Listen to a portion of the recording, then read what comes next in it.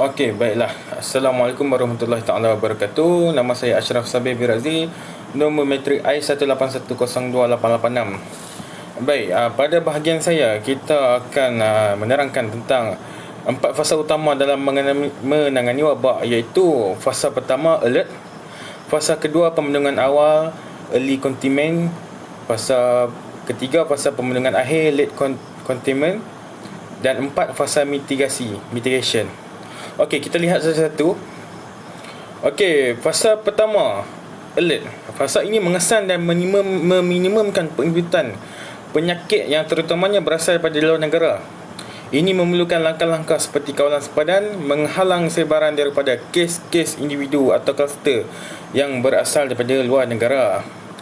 Okey, kita lihat pada fasa kedua pula, iaitu early containment. Early containment ini adalah penyakit telah berada di dalam negara dan tindakan utama adalah untuk menghentikan atau menghadkan penyebaran sebanyak mungkin. Ini memerlukan langkah-langkah seperti pengesanan kes awal, pengesanan kenalan, kontak tracing dan langkah-langkah kuarantin dan pengasingan yang luas. Okey, kita pergi kepada fasa ketiga, iaitu late containment. Late containment ini bertujuan untuk memperlahan proses penyebaran penyakit. Antara prosesnya adalah kuarantin 2 minggu di rumah dan melakukan PKPD. Fasa ketiga ini memerlukan langkah untuk memperlahankan penyebaran penyakit seperti sekatan terhadap himpunan awam dan penjarakan sosial yang besar, iaitu social distancing, seperti Perintah Kawalan Pergerakan PKP. Dan sekiranya rakyat Malaysia yang telah duduk atau tinggal di satu kawasan itu masih degil, makanya ia akan berubah menjadi Perintah Kawalan Pergerakan diperketatkan atau lebih dikenali sebagai PKPD. Dan fasa terakhir iaitu mitigation. Mitigation iaitu penyebaran secara langkah utama untuk mengurangkan kesan keseluruhan penyakit dalam masyarakat, pemerintahan awam dan ekonomi. Contoh seperti menyediakan lebih banyak kemudahan di hospital seperti ubat, katil dan sebagainya. Penyebaran secara luas berlaku dan langkah-langkah menghentikan penyebarannya tidak lagi berkesan. Namun langkah utama adalah untuk mengurangkan kesan keseluruhan penyakit dalam masyarakat, perkhidmatan awam dan ekonomi. Contohnya seperti menyediakan hospital dengan sokongan dan kelengkapan yang diperlukan, memberikan penjagaan yang terbaik yang untuk pesakit dan masyarakat, meluaskan keupayaan hujan, melonjakkan kapasiti untuk penjagaan kesihatan dan perkhidmatan penting. Okey, kesimpulannya di sini, saya alih sikit muka saya. Akhir katalah, berdasarkan kajian telah dilakukan mengenai isu semasa COVID ini, dapat disimpulkan coronavirus atau dikenali sebagai COVID-19 ini mulanya datang pada wilayah Wuhan, China, dan telah merebak menjadi pandemik di seluruh dunia. Dan di Malaysia khususnya, ianya tidak terkecuali mendapat virus ini. Oleh itu, Perintah Kawalan Pergerakan PKP dan Perintah Kawalan Pergerakan diperketatkan adalah satu bentuk usaha dan cara bagaimana satu institusi di kerajaan itu mengekang penularan wabak COVID-19 ini, selain pada arahan untuk menghentikan solat jemaah dan solat zuhur rumah. Maka langkah-langkah diambil oleh kerajaan memastikan rakyat agar kekal tenang dan tidak panik sepanjang penularan wabak virus ini. Okey, akhir kata diharapkan supaya rakyat Malaysia tidak lagi memikirkan kepentingan diri sendiri dan seharusnya bekerjasama membantu pihak kerajaan dan juga masyarakat dalam menangani wabak ini. Diperingatkan bahawasanya hendaklah masyarakat tidak berdiam diri dan mengikuti undang-undang dengan baik. Sekian itu daripada kumpulan saya. Yang baik itu datang daripada Allah dan yang buruk itu daripada kesilapan kami semua sendiri. Kami sudahi dengan wabillahi taufiq wal hidayah. Wassalamualaikum warahmatullahi taala wabarakatuh. Okey. Assalamualaikum warahmatullahi wabarakatuh. Nama saya Jaludin bin Ahmad Ali.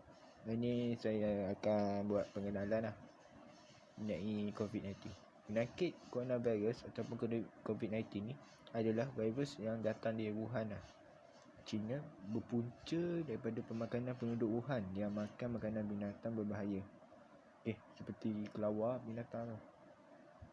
Virus ni mula merebak di sekitar China dan menjadi pandemik di virus dunia. Penyakit ni pertama kali dikenal pasti pada bulan Disember 2019. Pada 22 April 2020, lebih daripada 2,058 juta kes mengenai COVID-19 ni. Virus ni terutama merebak di kalangan orang berdekatan. Isu mengenai COVID-19 di masyarakat Malaysia. Statistik pertama, Perdana Menteri ke-8 Tan Sri Muhyiddin Yassin telah mengeluarkan arahan kepada rakyat supaya duduk di rumah. 19 Mac 2020 mengatakan bahawa kes COVID-19 di Malaysia telah direkodkan seperti berikut. 790 jumlah kes, 117 kes baru, 2 kematian. Timbul statistik yang kedua ni pula. Timbullah persoalan bagaimana dengan solat Jumaat jika telah berlakunya arahan pengeluaran Perintah Kawalan Pergerakan ni.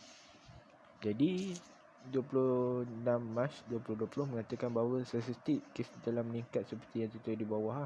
19 kematian, 172 kes baru, 199 kes pulih, 1,796 jumlah keseluruhan kes Statistik yang ketiga, pada 9 April 2020 telah merekodkan jumlah angka terkini COVID-19 iaitu 1,487 sembuh, 65 kematian, 199 kes baru, 4,119 jumlah keseluruhan kes Terdapat segelintir Malaysia yang masih berdegil dan ingkar atau tidak mematuhi Perintah Kawalan Pergerakan.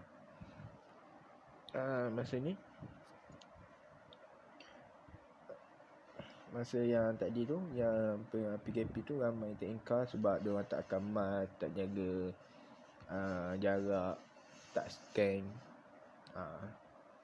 Jadi statistik yang keempat pada 13 April 2020 menunjukkan bahawa terdapat peningkatan kes COVID-19 ini ialah 1,108 sembuh, 76 kematian, 153 kes baru dan 4,083 jumlah keseluruhan kes Kesimpulan yang saya boleh buat daripada statistik pertama, statistik keempat, makin meningkat kes. Jadi kes tu setiap hari makin meningkat, dan walaupun meningkat tetapi terdapat juga jumlah sembuh yang makin meningkat. Jadi saya bangga sebab Malaysia dapat mencegah perkara ni dengan awal juga. Sekian, terima kasih. Bismillahirrahmanirrahim. Nama saya Muhammad Faris bin Badrul Hisham, nombor metrik I172202274. Saya akan menyambung pembentangan daripada kawan saya. Saya akan membentangkan statistik keempat.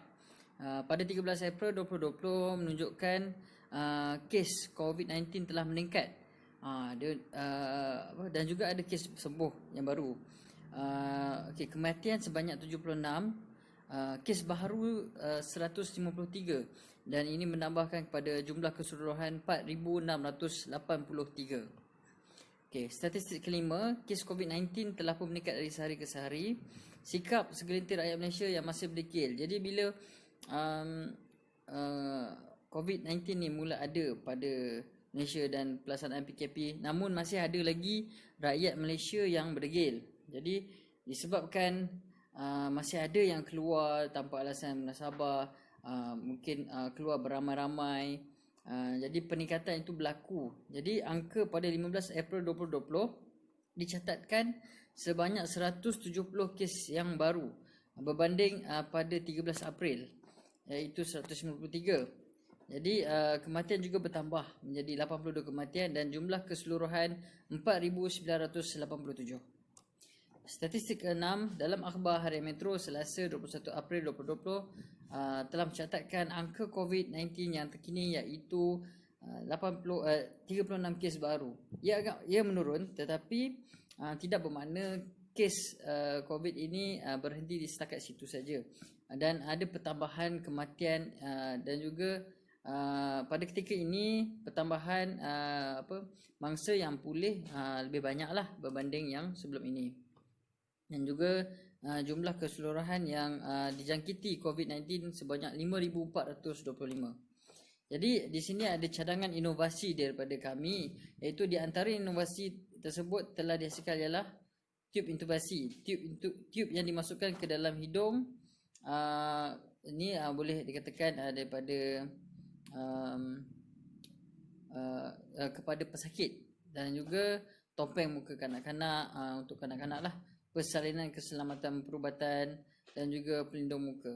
Sekian saja itu daripada saya. Assalamualaikum warahmatullahi wabarakatuh.